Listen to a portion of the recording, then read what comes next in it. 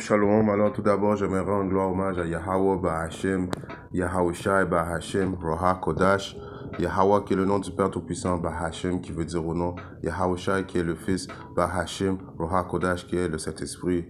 Et shalom aux élus et doux bonheur et respect aux apôtres et aux aînés de Great Millstone, car c'est eux qui nous ont appris cette vérité. Et salutations aux croyants et aux croyantes, hommes, femmes et enfants prédestinés à avoir le salut de Yahbashim, Yahawashi. Ici, frère Amos de Montréal, et à vous seulement, je dis shalom. Alors, j'aimerais faire une leçon. En principe, c'est une continuité de ma dernière leçon qui est sur le sujet que cette vérité n'est pas pour tout le monde. Ouais. Et même que Yahbashim Yahshua appelle ceux qui ne font pas partie des optimistes élus. Je parle principalement de la maison de David, 12 000 hommes de chaque tribu d'Israël, qui en principe sont les prophètes, les optimistes élus, et les hommes, femmes et enfants prédestinés à avoir le salut de Yahbashim Yahshua. À part ce monde-là, Yahbashim Yahshua a des noms particuliers pour vous. Right?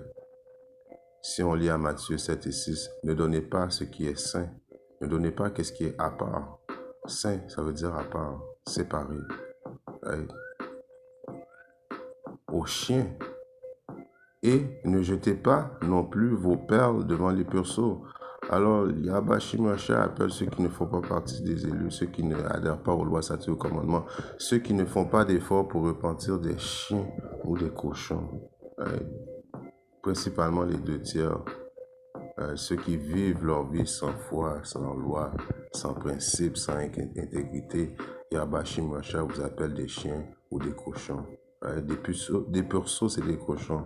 Alors je relis, ne donnez pas ce qui est sain aux chiens, et ne jetez pas non plus vos perles, right? Parce que nos perles, c'est notre richesse qui est la vérité, right? Devant les pourceaux, de peur qu'ils ne les écrasent sous leurs pieds, et qu'ils se retournent, et ils ne vous déchirent.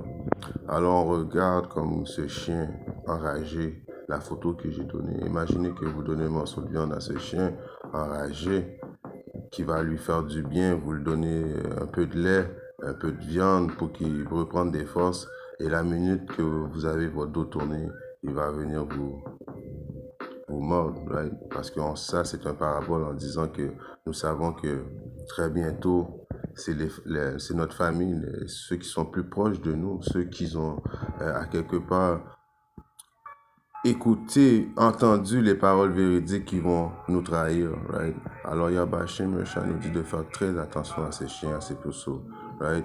À Proverbe 14 et 7, quitte la présence de l'homme insensé lorsque tu n'aperçois pas en lui les lèvres de la connaissance. Les lèvres de la connaissance, c'est encore la compréhension des paroles du véridique.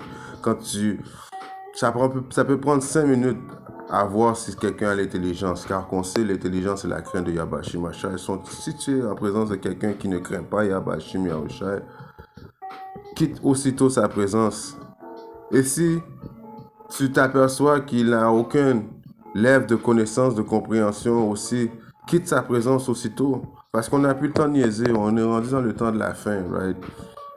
Yahbashim Yahshua cherche uniquement ses élus, afin que ces élus soient scellés, afin qu'il amène la destruction. Un coup que tous les élus vont être scellés de la marque d'exemption de Yahbashim Yahshua, alors la destruction va commencer. Toutes les péripéties, la tribulation va commencer. Alors on n'a plus le temps de niaiser et on n'est pas là pour convaincre. Comme que je dis, c'est une continuité de ma dernière leçon que j'ai faite, en démontrant que cette parole, c'est une parole sainte, qui veut dire à part, juste dédiée aux élus, right? À Matthieu 10, 14, et quiconque ne vous recevra pas. Alors n'importe qui ne veut pas recevoir la parole et n'écoutera pas. Alors ils font la bouche, ils bouchent leurs oreilles, ils font leurs prétentieux, qui n'écoutera pas vos paroles. Quand vous partirez de cette maison ou de cette ville, secouer la poussière de vos pieds. Alors, secouer la poussière de nos pieds, de cette ville ou de cette maison, ça veut dire la présence, que ce soit un groupe, que ce soit une famille, que ce soit une personne qui ne veut pas écouter les paroles de vérité de Yahweh Shimashai à cause qu'il, je sais pas, il veut pas croire que nous sommes les vrais messagers de Yahweh Shimashai. Alors, on n'a plus le temps de niaiser, on va secouer nos pieds en voulant dire, et automatiquement qu'on secoue nos pieds, c'est que vous êtes maudits vous autres mêmes. Vous avez rejeté Yahweh Shimashai. En rejetant les prophètes de Yahweh Shimashai, vous êtes maudits vous autres mêmes. Right? À Jérémie 11 et 14, il est écrit, c'est pourquoi ne prie pas pour ce peuple. Alors ne prie pas pour ces chiens, ne prie pas pour ces cochons. Principalement les deux tiers. Yahweh Shimashai les appelle les chiens et les cochons. N'élève pas non plus pour eux ni cri ni prière. Alors il ne veut pas qu'on crie, il ne veut pas qu'on prie pour eux, car je ne les entendrai pas lorsqu'ils crieront vers moi à cause de leur détresse. Alors un coup que vous avez été à la présence des prophètes de Yahweh Shimashai et vous ne l'avez pas reçu les paroles et vous n'avez pas écouté les paroles de Yahweh Shimashai, vous n'avez pas fait un acte de vouloir repentir, quand les instructions vont s'entamer sur l'humanité très bientôt, Yahweh Shimashai va pas écouter vos prières. Quand ce chien enragé, ce diable enragé va venir sur vous pour vous imposer la marque de la bête et l'édification électronique, ça va pas être le temps de prier de Yahweh Shimashai. Quand Yahweh Shimashai va amener les bêtes sauvages, ça ne va pas être le temps de prier à Yahweh Shimashai. Quand que vous allez manquer de nourriture, car la famine va arriver, ça va pas être le temps de prier à Yahweh Shimashai. Et vous n'aurez pas l'occasion de voir les prophètes à ce que vous nous demandez de prier pour vous. Et de toute façon, comme il est écrit, Yahweh Shimashai ne veut pas qu'on prie pour vous et Yahweh Shimashai n'écoutera pas vos prières. Ouais, car vous avez été prétentieux à l'égard des prophètes de Yahweh Shimashai en les rejetant. Je continue, Jérémie 11 et 15. Qu'est-ce que mon bien-aimé a à faire dans ma maison? Right? Alors, qu'est-ce que vous avez à faire dans la maison de Yahweh Shimashai? Puisque ce livre avec beaucoup à l'impudité, qu'est-ce que vous avez fait? Qu'est-ce que vous avez à rapport avec Yahweh Shimashai? Puisque avant qu'il amène la destruction, vous prenez plaisir dans le péché. Et la sainte chair est passée loin de toi. Quand tu fais mal, alors tu te réjouis. C'est quoi la sainte chair? C'est la connaissance et l'intelligence. On peut voir ça à Jérémie 3 et 15. Et je vous donnerai des pasteurs selon mon cœur, lesquels vous nourriront avec connaissance et intelligence. Alors, quand on a passé près de vous, vous avez rejeté les pasteurs de Yahweh Shimashai qu'il avait choisi selon son cœur, selon son mind, selon son intelligence, et vous les avez rejetés. À Matthieu 15 et 26, mais il lui répondit et dit, il n'est pas convenable de prendre le pain des enfants et de jeter aux chiens. Right? En principe, ces chiens sont les Édomites, mais aussi les Israélites, comme que j'ai lu à Matthieu 7, 6, ils sont considérés aussi des chiens. Ils sont aussi considérés des puceaux, des vipères. Yahweh Shimashai était un homme très sévère. C'était pas un homme comme qu'on essaie de démontrer avec l'image du faux Jésus, avec un parler soft et puis une posture féminine. Non, il était rough. Il disait les vraies choses. Il a appelé le monde des chiens, des vipères, des cochons, right? Et les Israélites sont considérés aussi ces chiens. Principalement les super chiens, c'est les Idomites, mais aussi les Israélites sont considérés comme des chiens. Si on regarde un précepte à Matthieu 23 et 33, vous serpents, vous génération de vipères, comment pouvez-vous échapper à la damnation de l'enfer? Right? Comment que vous allez échapper à la condition infernale que Yahweh Shimashai s'apprête à amener sur l'humanité? Ça va être l'enfer, c'est une condition, right? Ou la tombe. Et dans ce précepte-là, c'est la condition infernale que Yahweh Shimashai va amener. Comme que je dis, la famine, c'est pas une chose c'est une condition infernale. Right? Être pris avec la puce, right? La marque de la bête, ça va être une condition infernale, car c'est un péché que Yahweh Shimashai ne va pas pardonner. brûlés dans le lac d'enfer, le lac de feu qui est aux États-Unis, ceux qui vont être aux États-Unis, quand les 200 millions de bombes nucléaires vont s'éteindre aux États-Unis, une position infernale, right? Jusqu'à temps que vous mourrez, aller dans la tombe, c'est une position infernale aussi, right? Juste pour dire que l'enfer n'est pas une place underground où ce que vous allez brûler pour toujours. C'est une condition. Comme présentement, nous sommes dans une position d'enfer, right? Nous sommes en bas de en bas de la société, right? On vit dans les ghettos, on mange des choses polluées, et le diable nous oppresse constamment. On est à l'enfer présentement, right?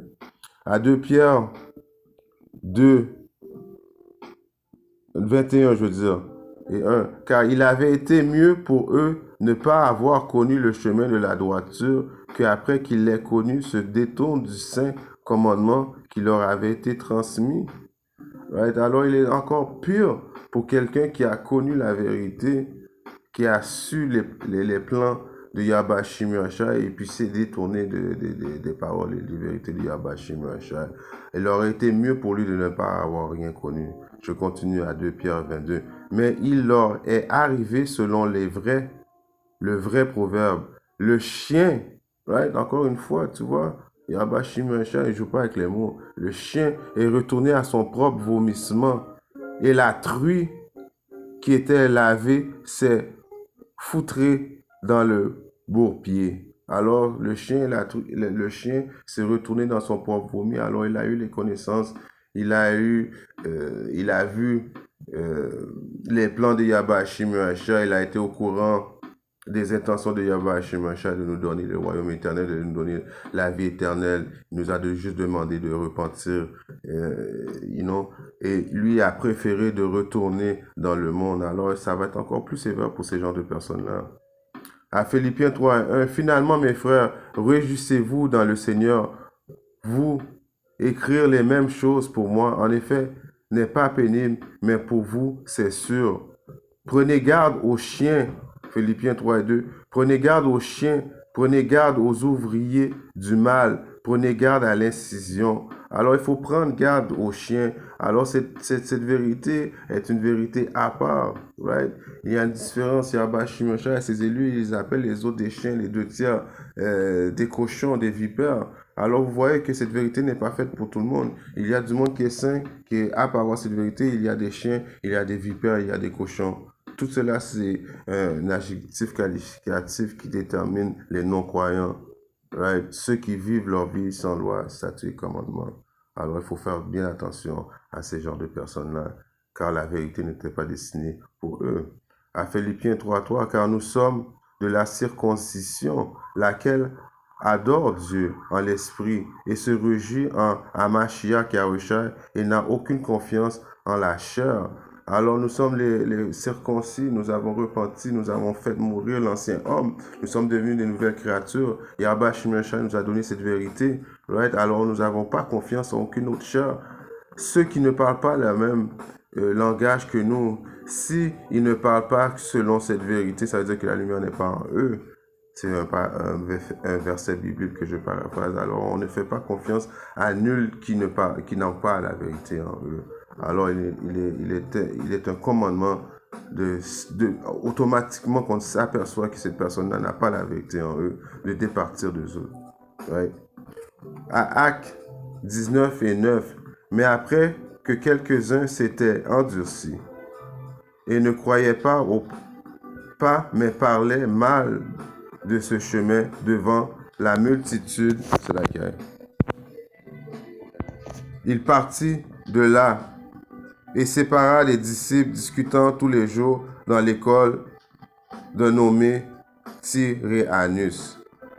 Alors, ça c'est un précepte qui démontre que Paul, quand il vit que ces personnes-là s'endurcissent en voulant dire, commençaient à vouloir soit retourner dans le monde ou bien soit il commençait à parler mal de la vérité, qu'est-ce qu'il fait?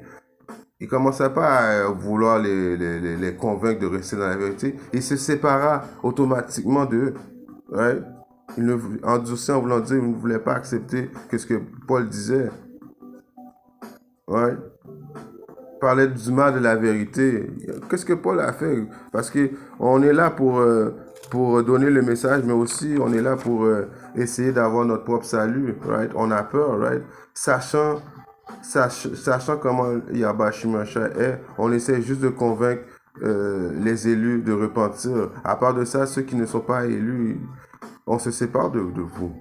Akat Esdras 14 et 25. Tu viendras ici et moi j'allumerai en ton cœur la lampe de l'intelligence, qui ne s'éteindra pas jusqu'à ce que soit terminé ce que tu mettras à écrit. Right? C'est quoi la lampe de l'intelligence? C'est l'Esprit Saint. Alors Yahba Shimashai a allumé en nous l'Esprit Saint, right? Qui va pas s'éteindre jusqu'à ce que tout soit terminé. Alors les optimistes élus vont avoir cette lampe de l'intelligence jusqu'à la fin. Quand tu auras achevé, tu publieras en partie et tu transmettras l'autre secrètement aux sages. Alors, il a été écrit quand on allait recevoir cette lampe d'intelligence, la capacité de comprendre les paroles véridiques du livre, de publier, right? De dire le message, de passer le message à tous les peuples, à toutes les nations, car les Israélites sont dispersés dans toutes les nations et il y a des élus dans toutes les nations. C'est vrai. Et tu transmettras l'autre secrètement aux sages. Alors, et encore une fois, il fait la différence qu'il y a un groupe qui allait avoir les secrets véridiques à part, qui allait avoir les paroles saintes. C'est juste destiné aux sages, les optimistes élus. Car demain, à pareille heure, tu mettras à écrire. Et finalement, Akat Esdras 12 et 35. Tel est le songe que tu as vu et telle est son interprétation. Right? 36. Toi seul as été digne de connaître ce secret du Très-Haut. Alors, il y a le groupe des optimistes élus.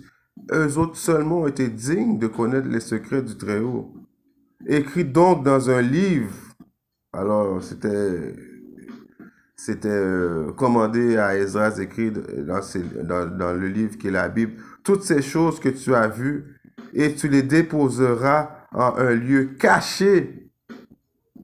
Tu les enseigneras à ceux de ton peuple qui sont sages. Alors, c'est seulement à ceux qui sont sages, ceux qui ont l'intelligence, ceux qui ont la lampe de l'intelligence, qui est en principe l'Esprit Saint, ceux qui ont la connaissance, right? Ceux qui ont la crainte de Yahba Shimashai, et dont tu sais que les cœurs peuvent saisir et garder ces secrets. Alors, seulement à ceux qui ont un mind réceptif, un mind que Yahba Shimashai a fait en sorte qu'ils puissent comprendre les paroles, right? Peuvent saisir, qui peuvent comprendre, qui vont mettre le temps d'étudier, qui vont faire leurs recherches, right?